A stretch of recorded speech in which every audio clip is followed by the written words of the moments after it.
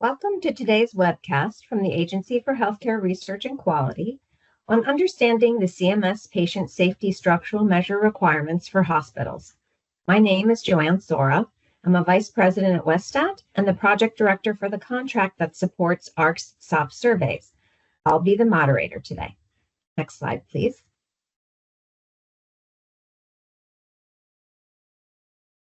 Let's briefly go over a few housekeeping items. First, if you're having any issues with sound coming from your computer audio, you can connect to the webcast audio with your phone by selecting the Call Me option to enter your phone number and receive a call from Teams, or click on Phone Call to find the dial-in number and meeting ID. If your computer freezes during the presentations, you can try logging out and logging back in. At any point in today's webinar, you may ask a question through the Q&A icon. Once you type in your question, click the Ask button, and your question will be submitted. We encourage you to share your name, organization, or role when you type your question. Speakers will respond to your questions during the Q&A portion that will take place at the end. If you're using a Mac computer and unable to see the Q&A icon, please make sure you're accessing the webcast through the Microsoft Teams app instead of your browser. Please note that the raise hand feature and chat are disabled. Finally, a replay of today's webcast and slides will be made available soon on the AHRQ SOPS website.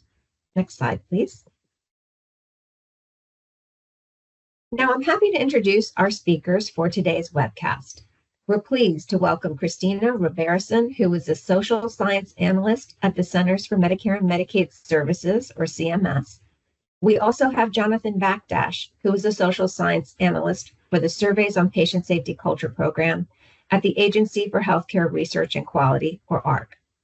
And Naomi Yount, who is a principal research associate at Westat, who supports the user network for the AHRQ Surveys on Patient Safety Culture. And again, I'm Joann Sorra, and I'll be moderating today's webcast. Next slide, please. Our agenda today starts with Kristina Rabarison discussing the CMS Patient Safety Structural Measure, what it is and what you need to know. Then John Bakdash will give a brief overview of the AHRQ SOPS program.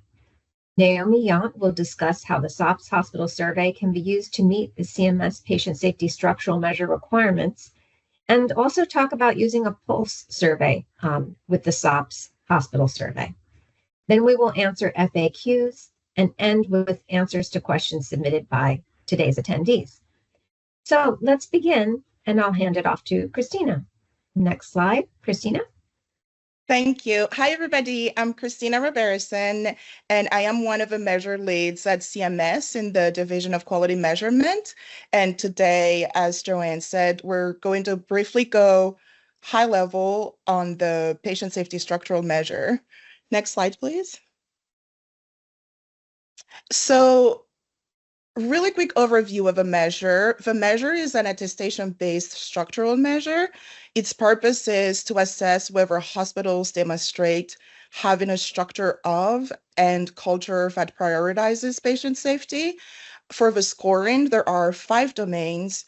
Each domain is worth 1 point for a maximum total number of 5 points. And the requirement is that hospitals must affirmatively attest to all statements within a domain to receive the point, and partial credit is not allowed. And the programs that this measure is under are required for hospital inpatient quality reporting, or IQR, and then the PPS exempt cancer hospital quality reporting program. Next slide, please. So as mentioned before, there are 5 domains, and they are: domain 1 is for leadership commitment to eliminating preventable harm. Domain 2 is for strategic planning and organizational policy. And domain 3 is for culture of safety and learning health system.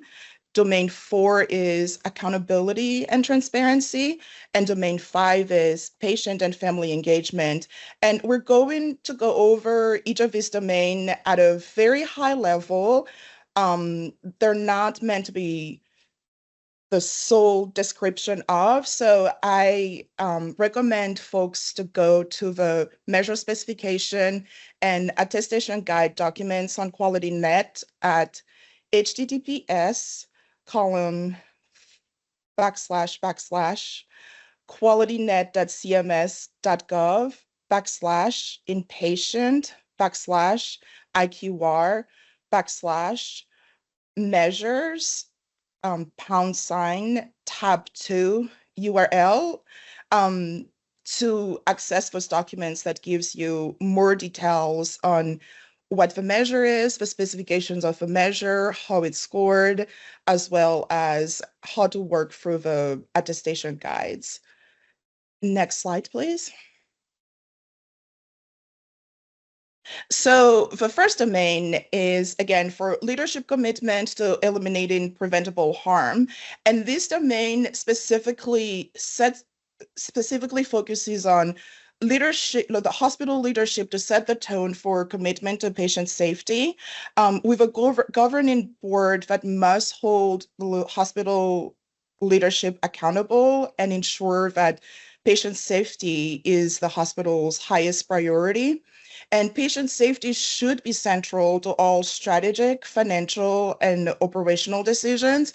And so in summary, all the attestation criteria requirement for this domain is that hospitals must demonstrate leadership and governing board actively promote, support, and prioritize patient safety as a core value. And again, there are detailed attestation statement for each domain, but these are high-level summary, and I want to repeat that part again for the other one, but just setting the tone for this one that we're providing a high-level summary. The attestation criteria is the high summary of what the particular domain is, and the details are in the guides that we are linking in the chat. Next slide, please. So the next domain is strategic planning and organizational policy. And this domain focuses on making sure that strategic plans are in place with clear safety goals and metrics. Organizational policies are with commitment to safety as the core value, and hospitals should publicly acknowledge the ultimate goal of zero preventable harm, where patient safety is integrated in performance reviews and compensations as a whole organizational effort.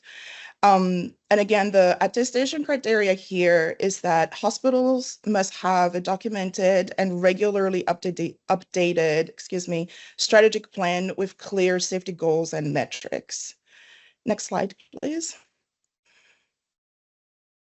Domain 3, which is going to be the main focus of today's conversation for the rest of his presentation, is focused on culture of safety and learning health systems. Culture of safety is fostered through annual or biannual hospital-wide surveys, and a just culture that encourages reporting and learning from errors is implemented. So hospital needs to ensure that a just culture that goes on this iterative cycle of reporting and learning from the errors are implemented. And it's also where data is used to drive continuous improvement and safety practices. And the high-level summary of the attestation criteria for this domain is that hospitals must demonstrate a commitment to culture of safety through regular surveys and data-driven actions. Next slide, please. The fourth domain is for accountability and transparency. High reliability practices are used to maintain a safe environment for both patients and staff. Daily safety huddles and monthly rounds are used to discuss and address safety concerns, as well as identify and mitigate risks. And this involves patients and their advocates in these highly reliable practices and offer them opportunity to openly discuss safety concerns. And with that framework, the high-level attestation criteria for this domain is that hospitals must have established and documented high reliability practices that are consistently followed. Next slide, please. The last domain is for patient and family engagement. So this domain focuses on engaging patients and family in safety initiatives and provide them access to medical records, with the establishment of a patient and family advisory council and having varied patient representations to address health outcome discrepancies, such as the Patient and Family Advisory Council should reflect specific hospital population and represent the populations in the service area where they serve. So the high-level attestation criteria for this domain is that hospitals must demonstrate active engagement with patients and families in their safety initiative. And that wraps up my section for now, and I'll pass it on to John. Thank you.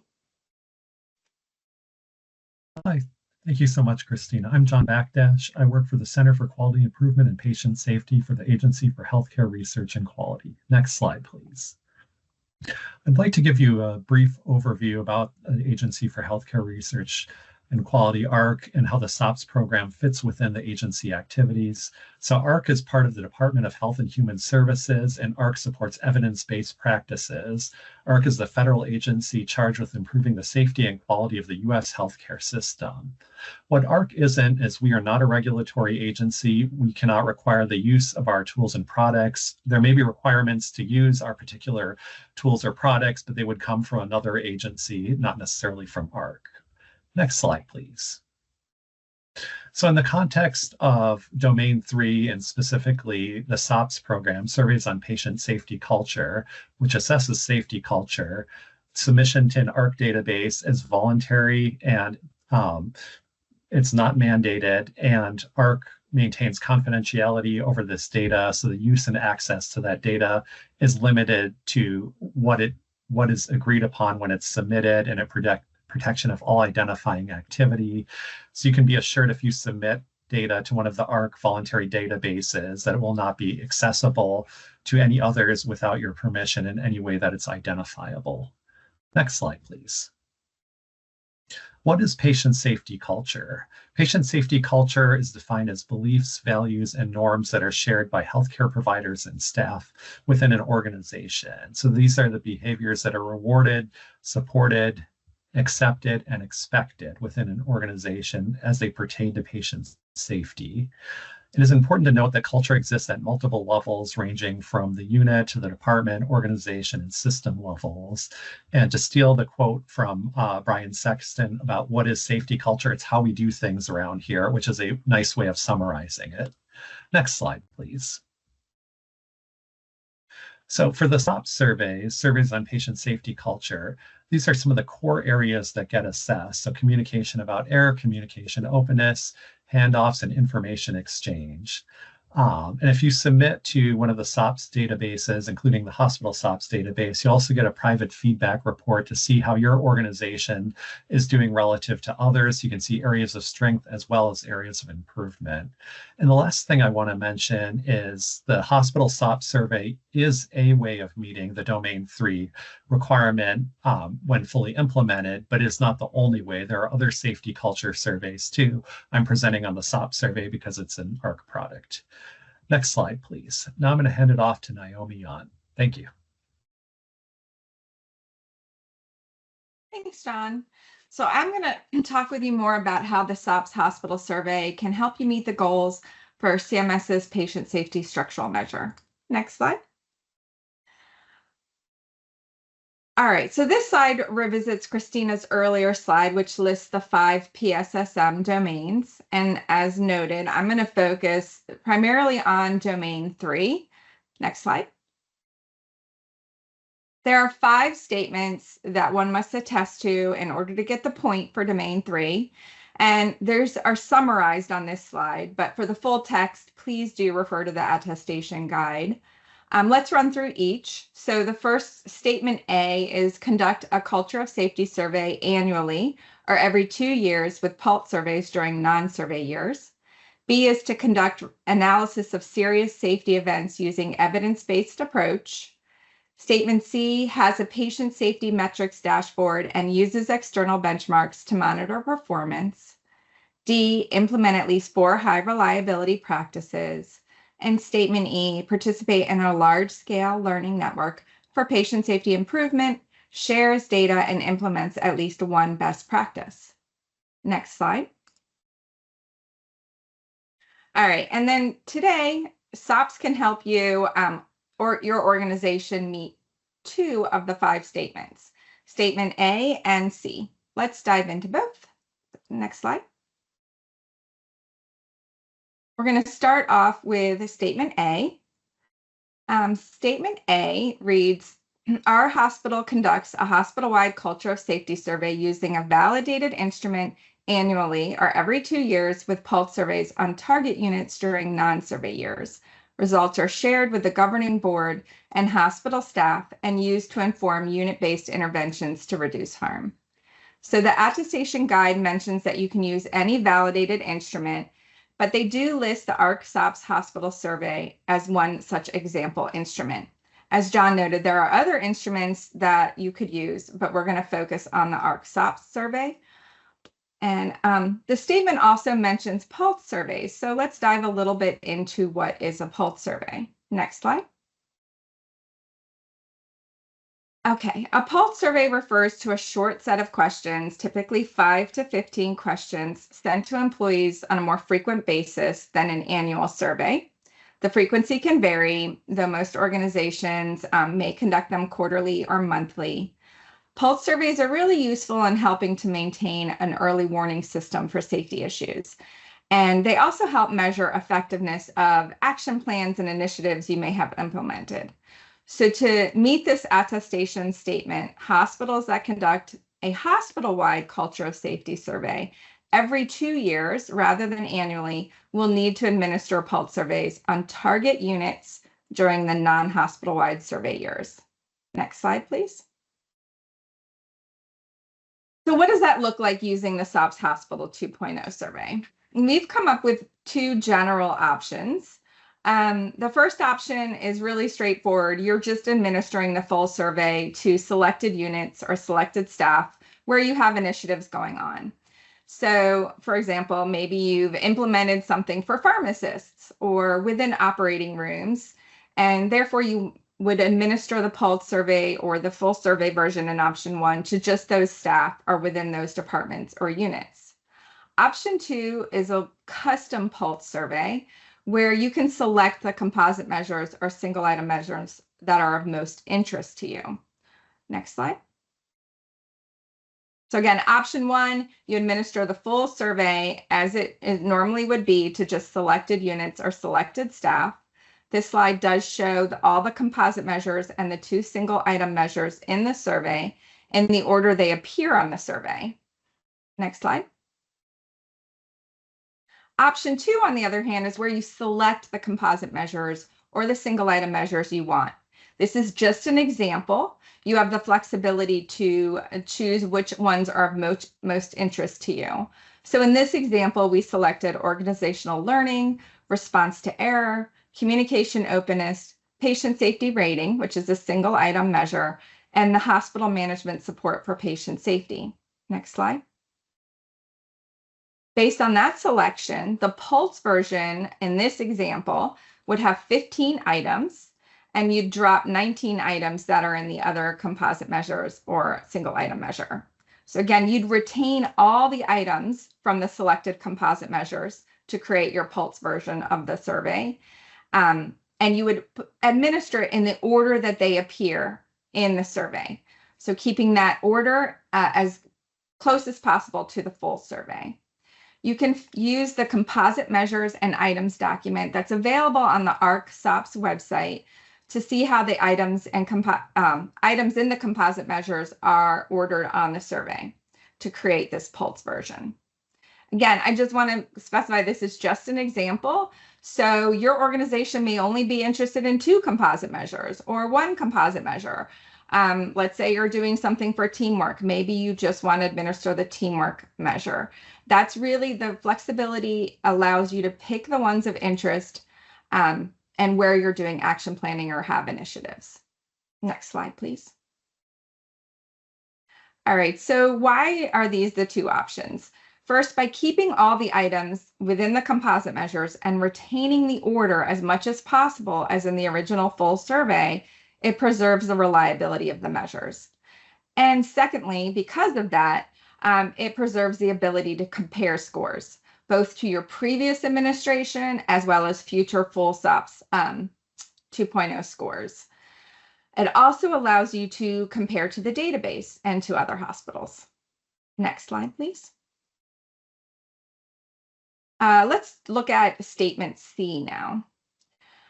Statement C reads, our hospital has a patient safety metrics dashboard and uses external benchmarks to monitor performance and inform improvement activities on safety events. Next slide, please. Those external benchmarks can include the AHRQ SOPS database reports, our CAP survey chart books, our patient safety indicators, measures in the CMS quality programs, CDC National Healthcare Safety Network, National Database of Nursing Quality Indicators, and Leapfrog safety measures. Next slide, please. So if you did choose to administer the SOPS hospital survey, you can use the external benchmarks provided in the AHRQ database reports. The database reports are released every 2 years, and the databases are open every 2 years. So the next database opens June 2026. And by participating, as John mentioned, you do get a customized feedback report with benchmark comparisons.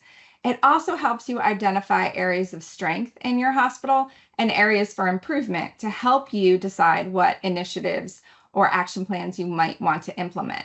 And that also then therefore helps you create your pulse version of the survey. We just wanted to note, though, while there's limitless pulse versions of the survey, right? The database only accepts data from the full SOPS hospital survey. And so if you want to administer your pulse survey, please do not submit that to the database. Please submit your data either from the every 2 years, or if you're doing it annually, for your most recent full survey hospital-wide administration. Next slide, please. All right, now I'm going to turn it over to Joann. All right, thank you, Naomi. Let's go to the next slide. What we're going to be doing is reviewing a few questions that we anticipate you'll probably have, and go over those, and then we'll move toward the questions that you are submitting in the Q&A as attendees. So this first frequently asked question is for Kristina. Can the pulse survey be on a topic other than patient safety, for example, employee engagement survey data? Hi, next slide, please. So no, the pulse survey is intended to serve as an early warning system for safety issues and measuring the effectiveness of the action plans and initiatives from the safety culture survey. So you could add other components like Naomi showed that are not specific to safety, but your pulse survey needs to include safety components to it. And Naomi went through a nice tailored way on how you pick and choose which options and stuff from the main survey to create the pulse survey. Okay, and so just to clarify, the pulse survey that Naomi was showing was based on the SOPS hospital survey, which all of those measures are measuring patient safety. But if a hospital was adding workplace safety or workforce Correct. safety questions or employee engagement questions to their culture survey, that wouldn't count. So it's really just the safety questions. For it to count so let's put it this in other words, for it to count for the attestation of doing the pulse survey, it has to have a safety component in there because that's specific to this domain, although it could include other things like workforce, employee engagement, etc. Makes sense. Okay, great. All right, next slide and next question. This is also for you, Kristina. If we decide to administer a safety culture survey every 2 years, how frequently are we required to administer a pulse survey? So the pulse surveys are sent on a more frequent basis, and they're essentially the shortest way to think about it is on your non-hospital-wide survey years, you can conduct the shorter, more frequent pulse surveys. And most organizations use them quarterly or monthly. They have a shorter set of questions, like 5 to 15, and they can also be targeted for specific departments or specific units. So on your non-hospital wide survey years is when you conduct your more frequent pulse surveys. Okay. Next question, next slide. I think this is for you, Naomi. Can I submit my pulse survey results to the AHRQ SOPS database? Yes, thanks. So the short answer is no, but you can do the full survey. So again, if you're doing the full SOPS Hospital 2.0 survey to the whole hospital every 2 years, you would just do that last one of the full SOPS survey. If you're doing pulse surveys, again, we just ask you to do the full SOPS survey. If you're doing this full survey every year annually, then just submit the most recent administration. Thanks. All right. Next question. This is for you, Kristina. Can you attest no to every domain of those 5 domains and still meet the attestation requirement? Yes, you can attest no to every domain and still meet the attestation requirement. I do want to point, though, that in order for you to gain the point for each domain, you have to respond for each statement. So no is an acceptable answer, but each statement needs to be attested to. And the points across the domains would be publicly available. However, and consumers might use this as a deciding factor on where to seek care. Okay, so the requirement is that you just have to say yes or no, and then you meet the Exactly. requirement. Okay. All right, next question. This is for you, Kristina. Will an organization get partial credit for domain 3 if they answer yes to at least one of the 5 statements that are in domain 3? So I think we already alluded to it on the previous question. Essentially, there's no partial credit. You have to attest yes or no to all the 5 statements in domain 3, and that's applicable for every single one of the domains. So you need to attest to every single statement in them to get the point for that specific domain. Okay, thank you for clarifying that. Next slide and next question for Kristina. If we administer the SOPS hospital survey and compare to the AHRQ benchmark, will we fulfill statement C of domain 3, or is that domain 3, or are we required to enter this information into a dashboard to answer yes to this statement? So you do need the dashboard. May I have the full answer? Oh, I think you went back. So let's move forward, I think. Yeah, I want to make sure that we're super to the point for this one, because the attestation statement is required in the dashboard. So the dashboard is required for that particular attestation statement. So you can attest yes to domain 3 statement C, where hospitals must have a patient safety metrics dashboard in place and compare them to external benchmarks so that the information can be used to inform quality improvement activities.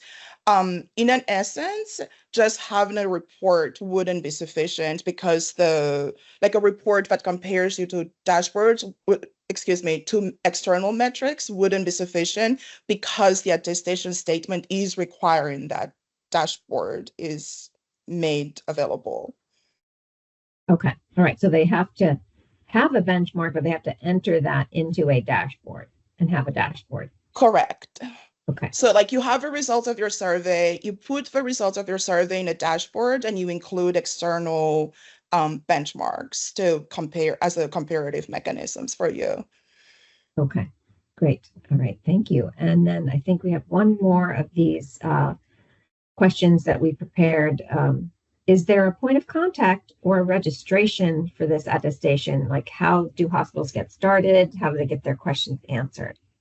Yes, so there is a place where you can go to get your questions answered, and it is at https://qualitynet.cms.gov/inpatient/IQR/measures, the pound sign and tab 2.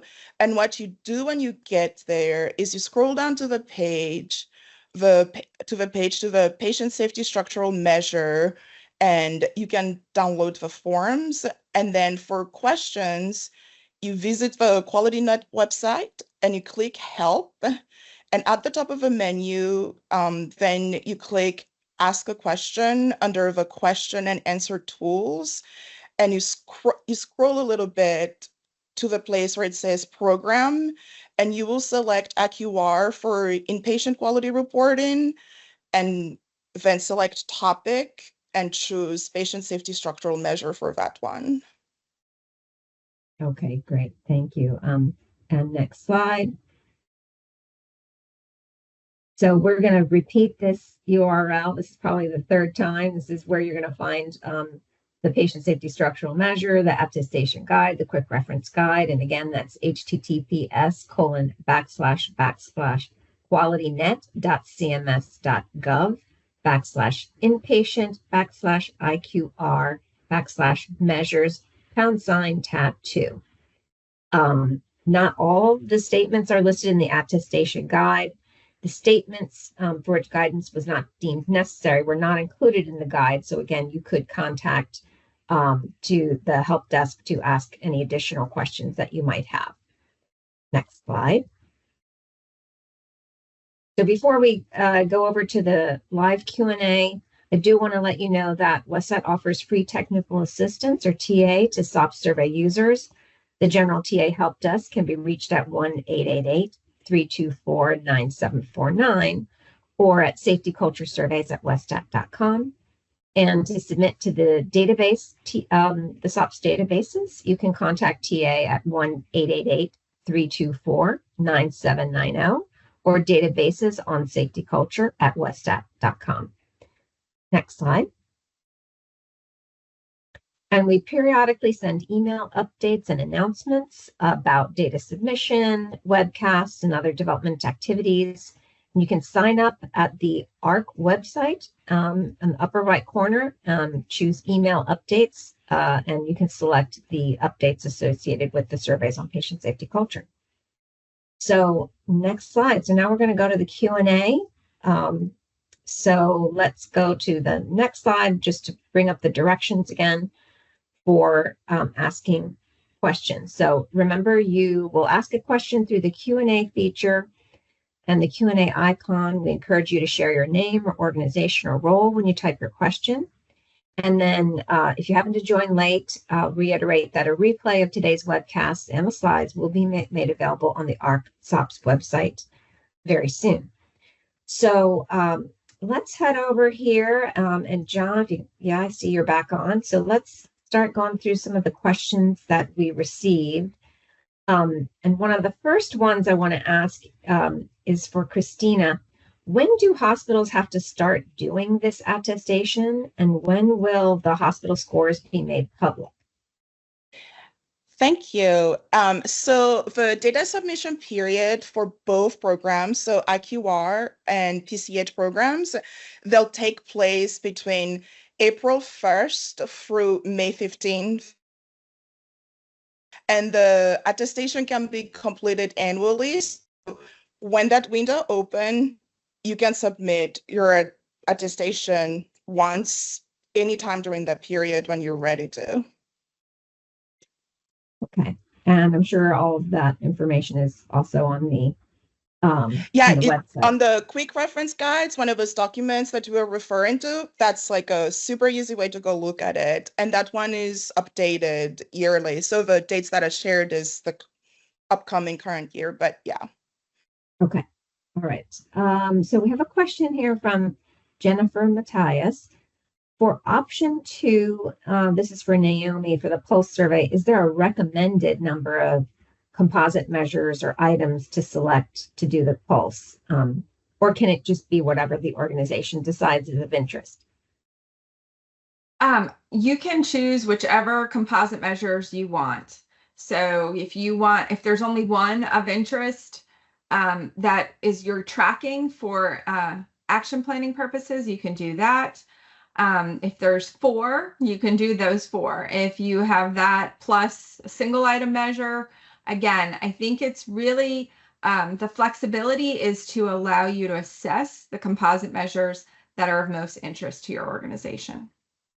Okay, and then just as a further clarification about that, so can a hospital just pick whatever items they want, or should they select by composite measure and then include all the items within those composite measures? So just wondering about the flexibility of that. Yes. So we are recommending that you include all the items in the composite measure. So if you are looking at teamwork or response to error, please select all the composite measure, all the items within that composite measure, again, in the order that they appear on the original survey. And that the reason for that, again, is for validity and reliability purposes. We want it to be as close to the original as possible. Okay. Next question from Lori Gert. Does AHRQ want to collect organizations' pulse survey data? So can they submit the pulse survey data to the SOPS databases? And Naomi, this is for you. No. Please submit the results from your full survey administration hospital-wide rather than the pulse survey. So again, if you're doing the full survey hospital-wide every 2 years, just do it that one, the full survey. If you're doing it every year, just do the most recent administration. Okay, so they would if they do the full survey hospital-wide every year, they would just submit their most recent data to the database. Yes. Thank you. Okay. All right. This next question is for Kristina. Do hospitals have to attest or submit results to AHRQ in addition to CMS to meet the measure? No, because to John and Naomi's point earlier, so we do not assign what survey we use.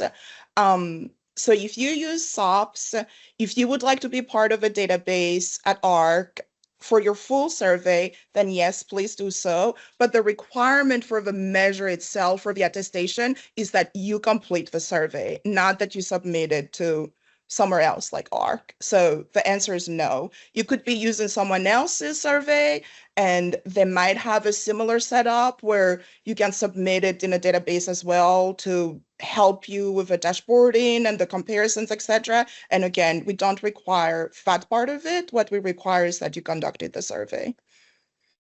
Okay. I think this question might be for you, Naomi, and Kristina, you can weigh in, but it's from Irene Johnston. We are completing a safety survey annually. Year 1 is all providers and year 2 is all other staff. Is this sufficient or should we be completing all providers and staff annually? I probably need to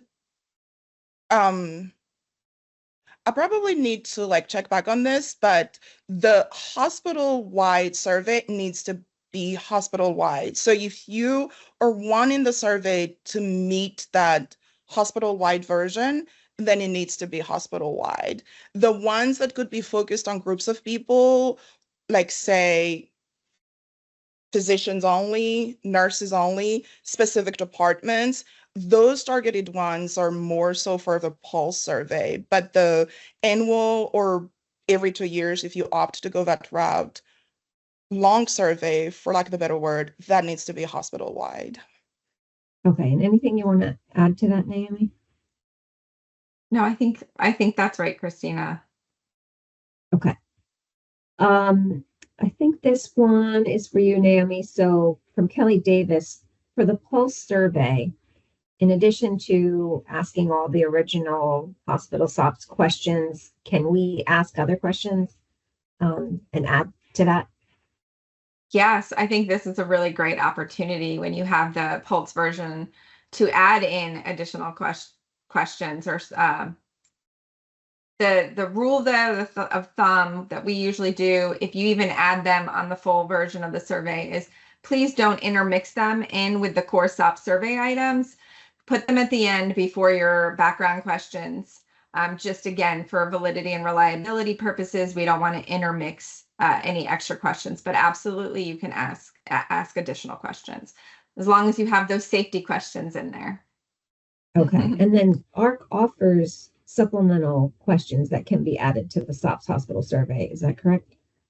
Yeah, there are a whole group. So there's workplace safety, there's value and efficiency items, there's health information technology, patient safety items. So again, I would refer to the AHRQ SOPS website for all the supplemental items.